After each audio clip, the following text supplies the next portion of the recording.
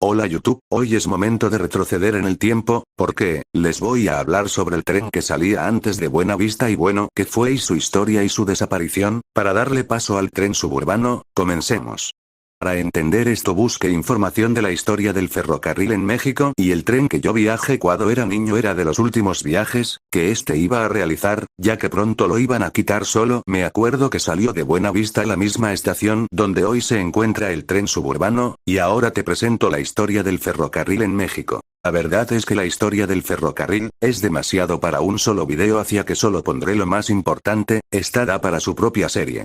La República Mexicana posee una red ferroviaria que actualmente operan concesionarios del sector privado de la economía nacional, principalmente para el transporte de carga multimodal, y cuya extensión es mayor a los 26.000 kilómetros, conectando los principales centros industriales con los puertos marítimos y conexiones fronterizas al extranjero. Construcción. La historia del ferrocarril en México comenzó en 1837, por el decreto del presidente en curso, Anastasio Bustamante otorgó la primera concesión a Francisco de Arrillaga para la construcción de la línea férrea de Veracruz a la Ciudad de México, denominándose posteriormente Ferrocarril Mexicano hasta el año de 1848, estableciéndose los siguientes artículos. Un término de protección de unos 30 años a partir de la obra. Plazo máximo de 12 años de construcción. Quedaban exentos de pago de impuestos las máquinas y los renglones exentos en el nuevo arancel. A partir del año de construcción la empresa constructora debía de pagar 50,000 pesos hasta completar 1,000,000. Las tarifas de transporte no podrían variarse ni siquiera pasando los 3 años del privilegio. Mientras existiese el ferrocarril, la empresa quedaba obligada a conducir gratuitamente la correspondencia. El camino de hierro entre Veracruz y la capital tendría caminos dobles. La empresa tendría siempre la propiedad de las líneas. El ferrocarril que iba a construirse debía de conectar el puerto de Veracruz con el Golfo de México y la Ciudad de México. Sin embargo, el ferrocarril no se construyó debido a la muerte del comerciante Arrillaga 3 años después. Por medio del decreto de Antonio López de Santa Anna el 31 de mayo de 1842, impuso a los acreedores de la construcción de la carretera de Perote a Veracruz, la obligación de construir un ferrocarril que partiera de la ciudad de Veracruz hasta el río de San Juan. Los trabajos no se avanzaron, quedando tan solo la construcción de 7 kilómetros en casi 6 años. Después de la invasión norteamericana sufrida en el año de 1848, a mediados de este año se reanudaron los trabajos de la construcción del ferrocarril rumbo al río San Juan, concluidos solamente hasta El Molino, con una extensión de 6 kilómetros, inaugurado el 16 de septiembre de 1850 con la distancia de 6 kilómetros. También en este mismo año Santa Anna otorgó otra concesión a favor de Laurier Rickards para complementar su sueño de la línea del ferrocarril de Veracruz a la Ciudad de México, quedando de nueva cuenta frustrado. 5 años después Santa Anna decretó otra concesión ahora a los hermanos Maso para la construcción del ferrocarril de San Juan Veracruz hacia Acapulco, pasando por la Ciudad de México, empezando la construcción en el año de 1856 de México hacia el rumbo de Veracruz, además de la creación de un fondo consolidado de $8 millones en el año de 1857. Los hermanos Maso decidieron vender su concesión a Manuel Escandón y Antonio Escandón.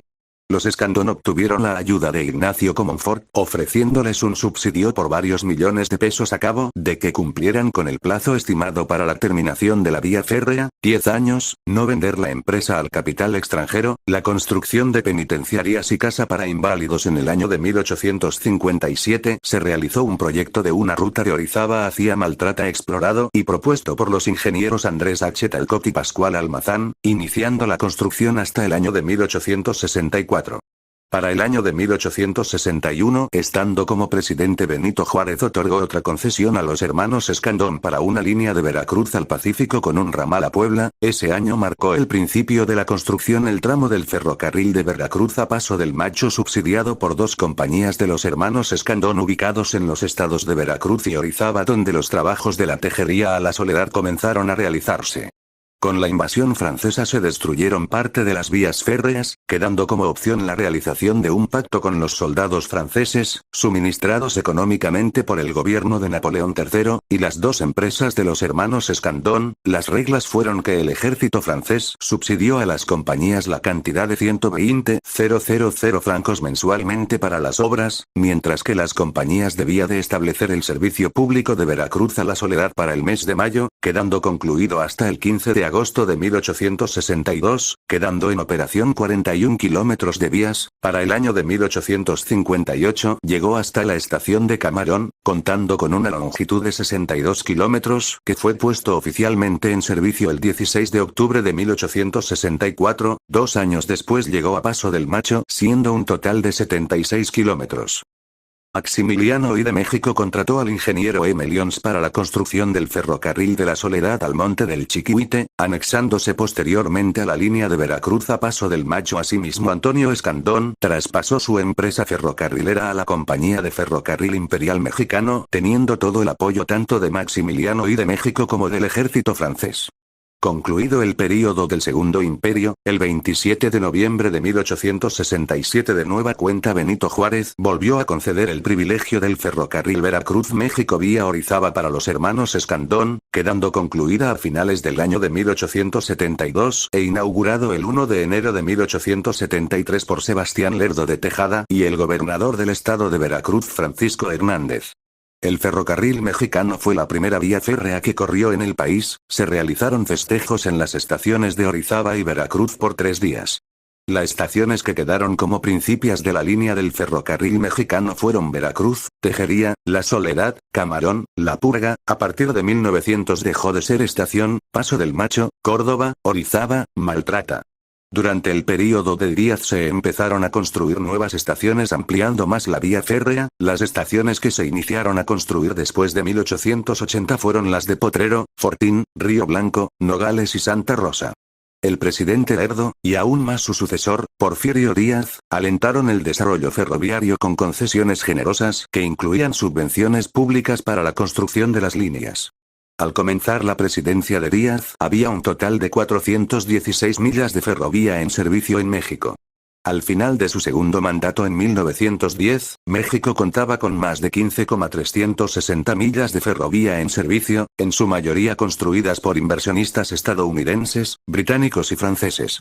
El nacionalismo creciente en México llevó a la administración de Díaz a poner la mayor parte de los ferrocarriles de la nación bajo control nacional a través de un plan elaborado por su secretario de Hacienda, José Limantour.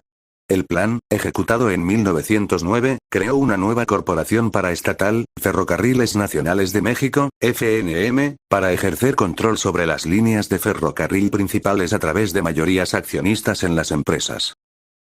Nacionalización. Editar. El sistema ferroviario sufrió gran deterioro durante el período de la Revolución Mexicana, a causa de su abandono y falta de mantenimiento.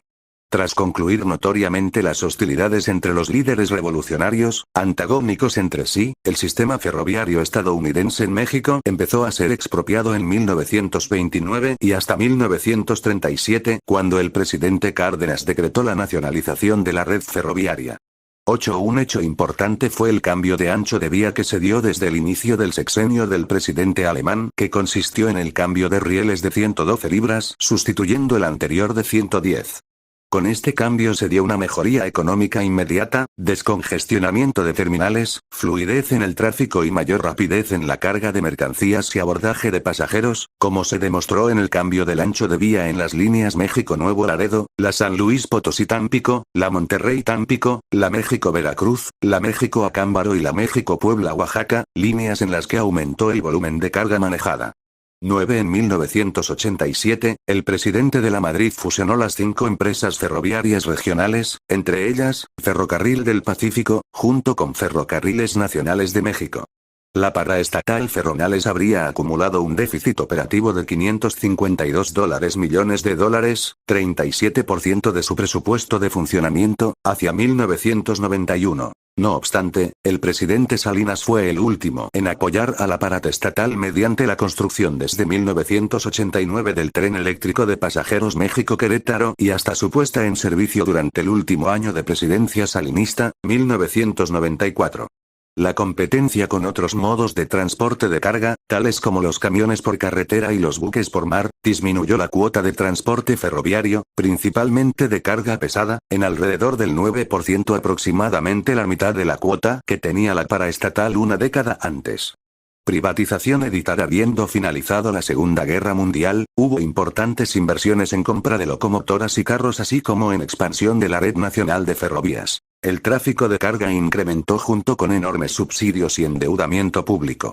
En 1995, el presidente Zedillo reforma el párrafo cuarto en el artículo 28 de la Constitución mexicana y, continuando el proceso de privatización masiva de paraestatales iniciada por sus antecesores en el cargo, privatizó Ferroviales, no sin antes cancelar en 1996 el tren México-Querétaro, inaugurado por Salinas poco menos de 2 años atrás, y haber vendido su parque vehicular hacia el extranjero. Con dicha modificación constitucional, el transporte ferroviario dejó de ser área estratégica del Estado, para permitir la participación social y privada en dicha actividad. Tras anunciar alternativas de apertura al sector privado, la SCT tomó la decisión de adoptar el modelo de segmentación regional de la red, para ser operada por empresas privadas integradas verticalmente. Las concesiones se otorgaron en primera instancia a Grupo México, consorcio minero propietario de Ferromex, sociedad anónima, y después a empresas públicas regionales en las que se subdividió Ferroviales, para luego vender las acciones representativas de las mismas al sector privado. El patrimonio a licitar estuvo formado por el título de concesión para prestar servicio público de transporte ferroviario, y las locomotoras, equipo de arrastre y bienes necesarios para la operación. Según la ley reglamentaria del servicio ferroviario, el Estado debe mantener en todo momento el dominio sobre las vías generales de comunicación. Por esa razón, la infraestructura y el derecho de vía se reintegrarán a la nación en buen estado operativo al término de las concesiones, aproximadamente 50 años a partir de 1998. Algunas ventajas de la privatización han sido, por ejemplo, la renovación de ferrovías y expansión de la red nacional, pasando de 20.000 kilómetros en 1998, a más de 26.000 kilómetros en 2007. Entre 1995 y 2010 el volumen movilizado prácticamente se duplicó al pasar de 37,600 millones de toneladas kilómetro a 78,800 millones de toneladas kilómetro, incrementándose al 5,1% anual en promedio. El transporte ferroviario de mercancías creció en ese lapso en mayor proporción que la economía en su conjunto y que el transporte carretero de carga. Después de más de 50 años de ir en declive, la participación del ferrocarril en el mercado de transporte terrestre, a partir de su privatización, registró una notable recuperación, al pasar del 19% en 1995, al 25% en 2010. Intentos de reactivación. En 2006, la Secretaría de Comunicaciones y Transportes de México propuso un enlace ferroviario de alta velocidad que transportaría a sus pasajeros desde la Ciudad de México a Guadalajara, Jalisco, con paradas en las ciudades de Querétaro, Guanajuato, León e Irapuato, y una línea conectada que iría desde la ciudad portuaria de Manzanillo hasta Aguascalientes. El tren viajaría a 300 km por hora, y permitiría a los pasajeros viajar de la Ciudad de México a Guadalajara en solo 2 horas a un precio accesible. El mismo viaje por carretera duraría 7 horas. La red también estaría conectada a Monterrey, Chilpancingo, Cuernavaca, Toluca, Puebla, Tijuana, Hermosillo, Córdoba, Veracruz, Oaxaca, Colima, Zacatecas, Torreón, Chihuahua, Puebla, San Luis Potosí, Mexicalí, Saltillo y Acapulco para 2015. Se proyectó que todo el proyecto costaría 240.000 millones de pesos, o alrededor de 25.000 millones de dólares. El multimillonario mexicano Carlos Slim expresó interés en invertir en trenes de alta velocidad. El presidente Enrique Peña Nieto propuso el regreso a los servicios de trenes interurbanos. Los proyectos propuestos son el tren interurbano de pasajeros Toluca-Valle de México, la construcción inició el 7 de julio de 2014, el tren transpeninsular, Yucatán-Riviera Maya, el tren de alta velocidad Ciudad de México, Santiago de Querétaro, que iniciaría la construcción en octubre de 2014 y operará a velocidades de hasta 300 km por hora, con expansión a Guadalajara, y Puebla-Tlaxcala Ciudad de México. El 3 de noviembre de 2014, China Railways Construction Corporation asociada con Prodemex, TELLA y GHT ganó el contrato para construir el tren de alta velocidad Ciudad de México-Querétaro. El costo estimado será cercano a los 4.000 millones de dólares, estará terminado a finales de 2017 y estará en pleno funcionamiento en la primavera de 2018. Sin embargo, México canceló el contrato 4 días después por dudas sobre el proceso de licitación. En 2015, México abrió una nueva licitación, que fue revocada nuevamente. Por lo tanto, México indemnizó a China Railway Construction Corporation con $1.31 millones. Reactivación del servicio de pasajeros. El presidente electo Andrés Manuel López Obrador anunció en septiembre de 2018 un plan de $americanos 7.400 millones para construir un ferrocarril turístico y de carga en la península de Yucatán. El proyecto, denominado Tren Maya, comenzó a construirse en el 2020 y conectará Palenque con Cancún, proyecto que ha sido muy controvertido con los ambientalistas y activistas de derechos indígenas. Bueno, esa es parte de su historia. Yo me acuerdo muy poco de ese viaje ya que era muy chico y la línea que tomamos fue la de México a Cámbaro, pero la historia de la estación Buena Vista, ya que es un punto muy importante, aquí te la presento. La estación de Buena Vista es una estación de transporte público de la Ciudad de México. Hasta 1997 fue una estación de ferrocarril del Sistema de Ferrocarriles Nacionales de México en la Ciudad de México y desde 2008 es terminal del ferrocarril suburbano de la zona metropolitana del Valle de México, de la línea B del Metro de la Ciudad de México y estación de las líneas A1, A2, A3 y A5 del Metrobús. En su estructura fue construido un centro comercial, Forum Buena Vista, y a su costado oriente está la Biblioteca Vasconcelos, una de las más grandes bibliotecas públicas de México. Mediados del siglo XIX el entonces regidor del Ayuntamiento de México Rafael Martínez de la Torre promovió el fraccionamiento de haciendas que provenían del período novohispano de la ciudad. Él mismo, junto a otros asociados, participó en dichos negocios inmobiliarios. Uno de ellos fue la hacienda de Buena Vista, la cual quedaría fraccionada en 1865. El empresario Antonio Escandón, una de las personas más ricas por entonces de México, promovió que en este sitio se construyera la estación capitalina de la línea ferroviaria entre la capital y Veracruz, gestionada por la empresa Ferrocarril Mexicano. El edificio terminal fue obra del alemán J. Müller, de estilo neoclásico. La estación del ferrocarril mexicano fue inaugurada el 20 de enero de 1873 por el presidente Sebastián Lerdo de Tejada como la primera conexión entre México y el puerto de Veracruz, con algunos ramales. La estación fue el punto de partida para el primer ferrocarril en México, que partiría de la estación hacia el puerto. En ese tiempo, México solo poseía 570 kilómetros de vías férreas, frente a los 70,000 que tenía Estados Unidos. Durante el Porfiriato, con la ampliación de las redes ferroviarias, que alcanzó los 20,000 kilómetros de vías, la estación del FFCC mexicano se convirtió en la puerta de entrada al resto del país durante la década de 1920. En su plazoleta exterior fue emplazado en 1892 un monumento a Colón por los festejos del cuarto centenario del descubrimiento de América, el cual fue inaugurado por Porfirio Díaz. Con el paso de los años se construirían más terminales de otras líneas de ferrocarriles además de la del ferrocarril mexicano, la cual quedaría su fachada principal en el cruce de las actuales calles de Buena Vista y Héroes Ferrocarrileros.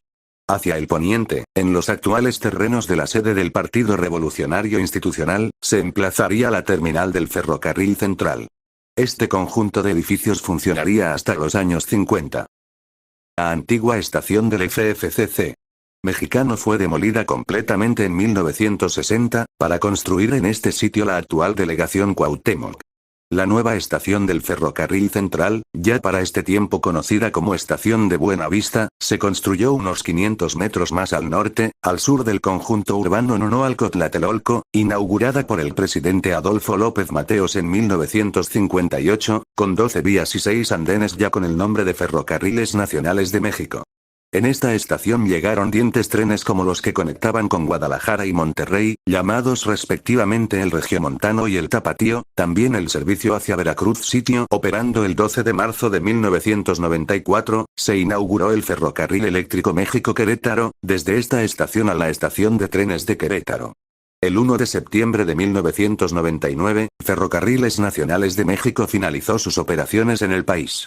Al concluir las operaciones en todo el país, la estación de Buena Vista quedó en desuso y fue abandonada así como sus edificios adyacentes. Actualidad. Con la construcción de la Biblioteca Vasconcelos a partir de 2003, el área comenzó a ser intervenida en distintos proyectos. Se reacondicionó la estación para convertirla en la terminal del ferrocarril suburbano, se demolieron partes de los antiguos andenes, y las vías se redujeron de 12 a 4. En 2012 abrió una gran plaza comercial en una gran parte del territorio de la estación, el Forum Buena Vista, anclada por un cine Cinépolis y una tienda departamental Sears. Bueno, escuche algo sobre el tren eléctrico a Querétaro. Ahora, ¿qué puedo decir sobre el tren eléctrico a Querétaro? Aquí está para qué esperar. El llamado oficialmente Tren de Alta Velocidad México DF, Santiago de Querétaro, Querétaro y en forma acortada Tren México, Querétaro es un proyecto de construcción de un tren de alta velocidad que conectará la capital del estado de Querétaro con la Ciudad de México. Y este video llega hasta aquí, ya que podrás ver su historia en el próximo capítulo antes del tren suburbano. Si te gustó el video, suscríbete y comparte. Adiós.